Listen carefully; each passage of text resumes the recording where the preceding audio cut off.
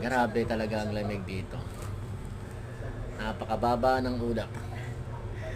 Halos wala nang makita sa kalsada. Nasa Tagaytay po kami, the way. At patungo kami ng Batangas. Papunta sa Batangas Beach. Hindi namin alam kung saan Batangas Beach kami mapapadpad.